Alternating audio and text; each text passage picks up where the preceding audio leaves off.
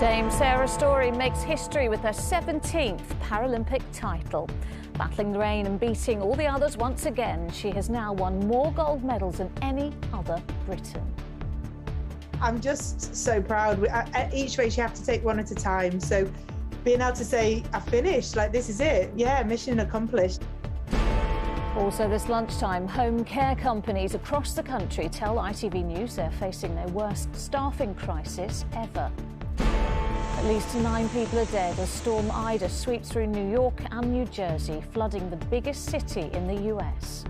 And how 5-year-old Mila is defying leukemia, using her scooter to raise thousands for other children with cancer.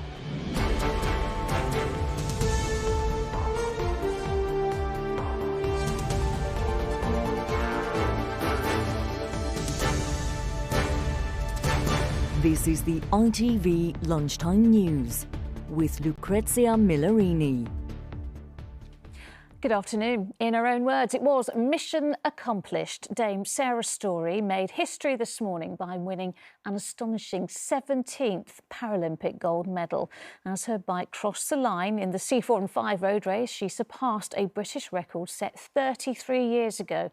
It is a gold rush that began as a swimmer in Barcelona in 1992. Well, Tokyo is her 8th Paralympic Games. But she isn't finished yet. She told us she's even considering cycling from her home in Manchester to the next Games in Paris. Well, Sangeeta Lau reports on the latest groundbreaking chapter in Dame Sarah's story.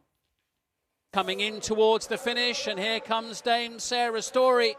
Powering through to sporting greatness in some of the most difficult racing conditions. Through the rain and stubborn fog, the finish line became clearer. Dame Sarah Storey just metres from making British history, and she knew it. The smile is big. The celebrations can start any moment now as her arm goes in the air. It's been a bit chaotic, but I'm just so proud. At each race you have to take one at a time. So being able to say, I finished, like this is it. Yeah, mission accomplished. You know, just so happy that we pulled it off. But it didn't always look like that was going to happen. Although the first to cross the line in the women's C4 and 5 road race, at one point she was trailing the lead, Germany's Kirsten Brackendorf, by more than a minute. But in true Sarah style, she pushed on, with the help of teammate Lane Wright, leaving the path to gold clear for Storey to power home. And they really are now turning the screw at the front of the women's race. Rain-soaked in the foothills of Mount Fuji, Sarah Storey didn't let her winning streak slip.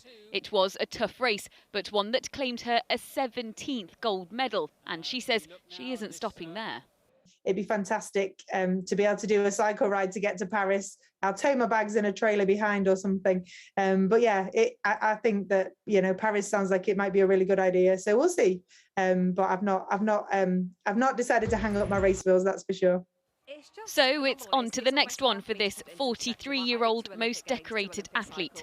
All she wanted to do was compete for her country. Instead, she became Great Britain's most successful Paralympian of all time. Sangeeta Lau, ITV News.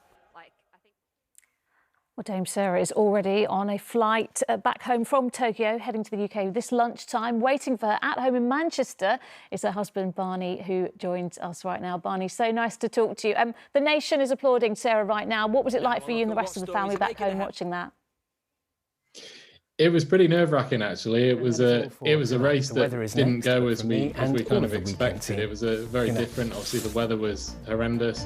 And as Sarah kind of already acknowledged, you know, her legs weren't absolutely perfect. But as with all grand champions, you find a way to win, and that's exactly what she did.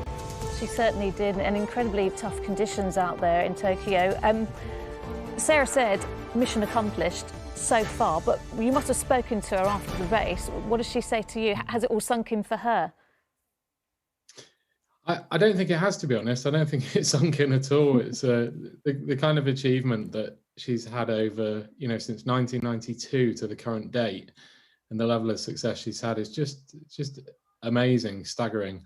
And I think it will take a little while for that to kind of sink in, and also when she gets back, for her to realise how much interest there has been in the Paralympics this time round by so many people. It's been fantastic. Huge interest. Of course, you know, we use the term role model, don't we? We say it a lot, but she seriously is an inspiration for so many people, isn't she?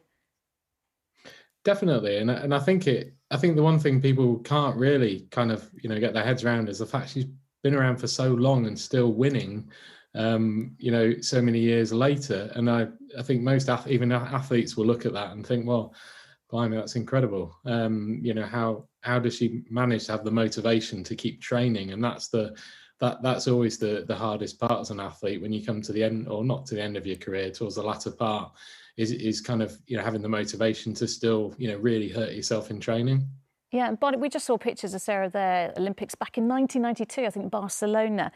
She's already just finished this one. She's already talking about Paris 2024. She's very determined, isn't she? She's going to do 9 Olympics.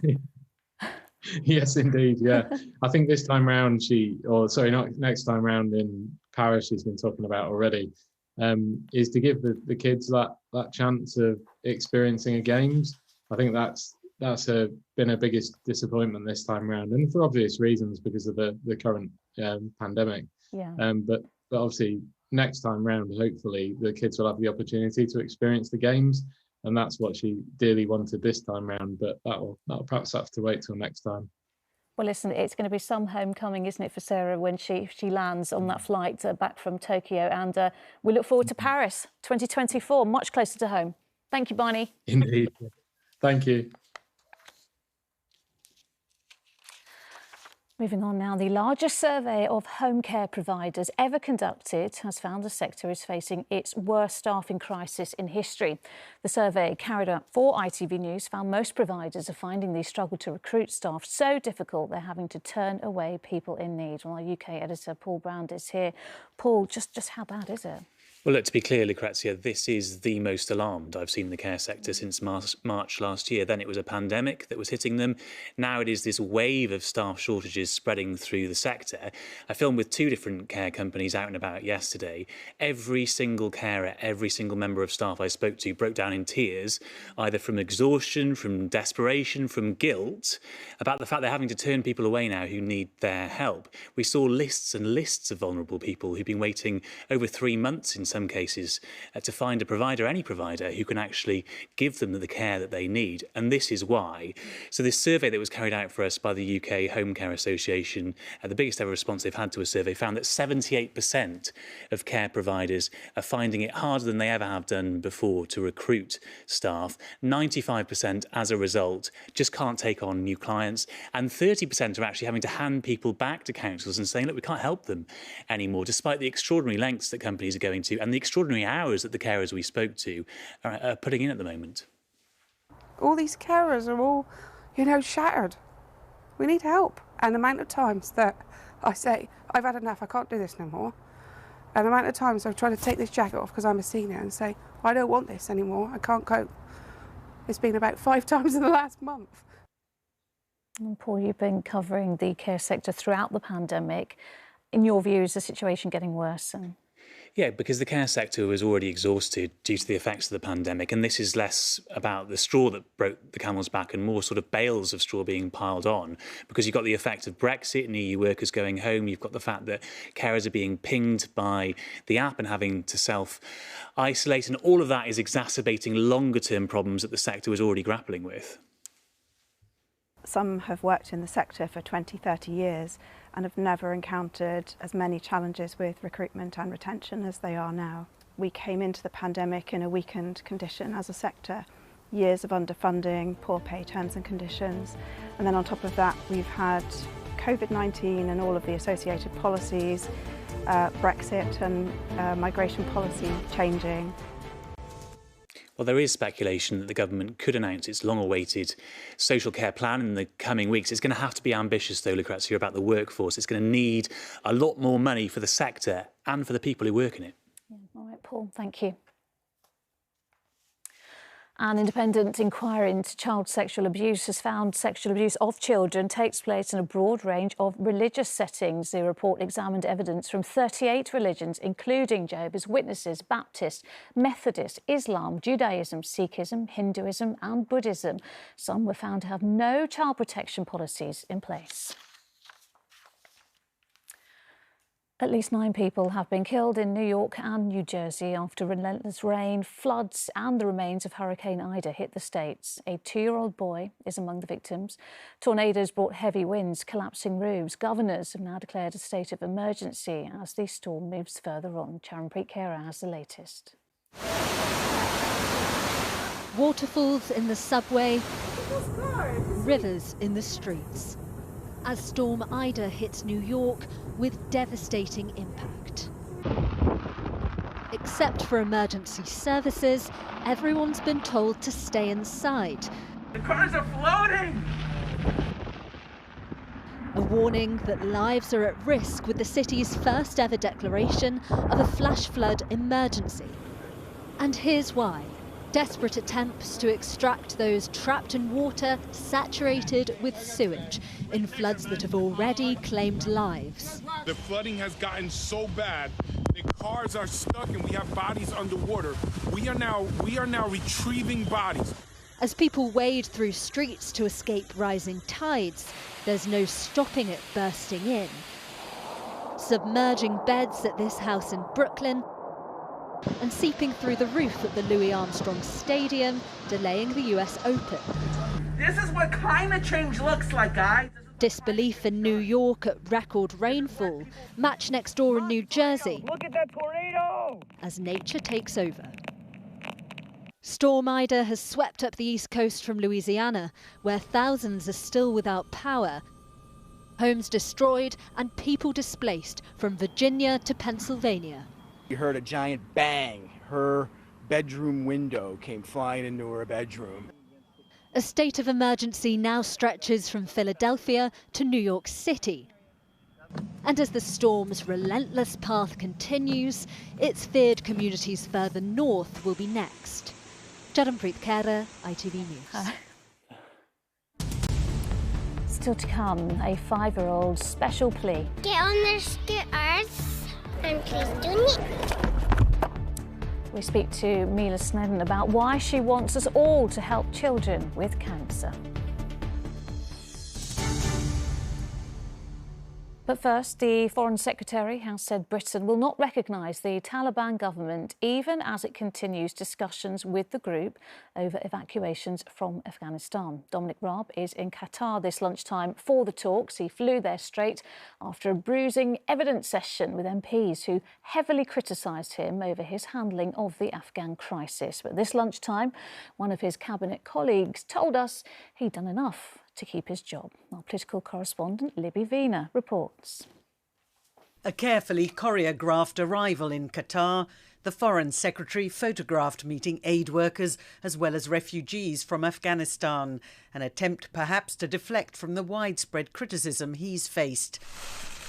His priority now, he said, getting out those who had been left behind. Now, of course, we need to adjust to the new reality, and our immediate priority is to secure the safe passage of those remaining British nationals, but also the Afghans who worked for the United Kingdom, and indeed others who may be at most risk. We will not be recognising the Taliban, but we do see the need to be able to have direct engagement. Otherwise, we can't provide messages, we can't listen to the response.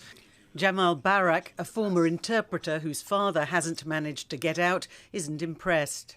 I'm absolutely tired of shouting, screaming, and they're still waiting for the government to say something that they will be evacuated from a third country. But we don't know how long will take that more, because people are in a grave danger now. Today, the Defence Secretary also rejected Dominic Raab's claim yesterday that the intelligence didn't predict Kabul would fall so quickly. He told The Spectator, "I remember back in July, arguing that whatever we think, the game is up, and we have to do what we can to accelerate whatever we're doing." Hello and welcome. Hasn't he? Dominic Raab's been working incredibly hard, incredibly committed. He has the absolute full confidence of the Prime Minister and the whole of government. And not Ben Wallace, by all accounts. Ben, Dom, the Home Secretary, they've all been working incredibly closely. But Labour says he should quit. This is an absolute failure that lies at the feet of this Foreign Secretary, and he needs to take some responsibility. And he cannot continue in the performance that he did at the Foreign Affairs Select Committee. The country expects better. We expect better. We do not need our reputation tarnished on the world stage, and so he has to go. But Dominic Raab says he's focused on building a regional coalition to try to moderate the Taliban's behaviour, in which Qatar, he says, can play a key role. Libby Vina, ITV News, Westminster. Well, we can talk to Libby Vina now, hopefully, who's in Westminster. Libby, we heard there from the Education Secretary, Gavin Williamson, saying that the Foreign Secretary, Dominic Raab's job was safe, or is safe. How safe is it, do you think? Well, I think for now he is safe, but you saw what Ben Wallace, the Defence Secretary, said in that interview with The Spectator magazine, essentially directly contradicting Dominic Raab, suggesting that he knew in July that it was pretty clear that Kabul was going to fall very rapidly. When he appeared before MPs at the Foreign Affairs Select Committee yesterday, the Foreign Secretary said that the intelligence didn't suggest that essentially the working assumption was that they would have time to get people out. I think that is very damaging, the fact that there is a direct conflict at the heart of government. But at the same time, when I put that to Gavin Williamson, the Education Secretary, earlier, he essentially said that the whole government was behind the Foreign Secretary. It is a very difficult situation that he finds himself in, though, because having evacuated all our service personnel, our pledges to those who've been left behind do ring a bit hollow, given at the moment there doesn't seem to be any clear way of actually getting British nationals or Afghans who've worked for the British Army out of the country. We are in negotiations with neighbouring countries to try and ensure some kind of safe passage at the borders, but that is still a work in progress. And I think the immediate aftermath of that extraordinarily rushed exit from Afghanistan is a very sorry sight. And there are people around the world who are looking on, wondering whether it could have been done differently. Well, indeed, Libby, many will be watching, and then many eyes, of course, will be on these talks in Doha. Thank you very much. Libby in Westminster. Well, let's bring you some other news now. The NHS needs £10 billion more a year to avoid services being cut. Groups representing the health service have warned. NHS providers and the NHS Confederation said almost half of the money will be needed to cover ongoing COVID-related costs. Billions will also be needed to recover care backlogs. The Education Secretary has said the vaccinations for 12 to 16-year-olds programme is ready to go if scientists advise it should happen. Gavin Williamson says it is right to wait, but expects a decision very soon. We wait to see what the JCVI are going to say, but as soon as we're in a position when they say that we can move forward with this, working with the NHS, who has a great experience of rolling out this vaccination programme, is ready to go. And a surge in cases of the Delta variant in the United States has led to a delay to 2 Tom Cruise movies. Paramount Pictures have pushed back the releases of Top Gun Maverick and Mission Impossible 7 until May and September next year. Finally, how a 5-year-old from Falkirk is using her scooter to make a big difference for children with cancer. Mila Snedden has a rare form of leukemia herself and is undergoing chemotherapy. But it isn't stopping her raising thousands of pounds for others by scooting around her local streets, which she wants others to join in with. As Peter Smith explains, it isn't the first time Mila has made her mark. You might remember Mila Snedden, the 5-year-old girl who just a few months before the pandemic was diagnosed with a rare form of leukemia. Now, her image was shared around the world because when lockdown began, her father had to keep working. She was going through chemotherapy, and so he voluntarily moved out of the home, and this picture showed the two of them at the kitchen window. This is as close as they could get. That picture was selected by the Duchess of Cambridge for her Hold Still book, images of inspiration of people who had made it through the pandemic. Well, I'm actually joined by Mila Snedden now. Mila, hello. You've just started a new campaign, haven't you? What's it called? Scoot in September. And what's it for? People who have blood cancer like me. So you're trying to raise money, and you go to hospital for your treatment, don't you? Yes. A lot. Mhm. And so you're hoping that this money can help you to get better soon? Yes. So what would you like to say to people to get on their scooters. And please donate. And please donate. Excellent, Mila. Well, thank you very much. I'm also joined by your mum, Linda Snedden's here. Linda, this is also more about raising money. It's also raising awareness. Absolutely, that's what we really wanted to do, was just highlight and showcase symptoms that children that are diagnosed with blood cancer can be subjected to. So coughs and temperatures, aches and pains in the muscles as well, so that people can be informed and what to look out for. And this is for Blood Cancer UK. How can people get behind Mila's campaign? So we're looking to see if we can get as many people as possible on their scooters using our hashtag #ScootInSeptember. They can find out more about Mila's journey on the Just Giving page by searching for Scoot in September online. Excellent. So get on your scooter, that's the message. Mila, do you want to take it away? Where are we going? Up there. Right, come on, you show me where we're going and we'll back your campaign.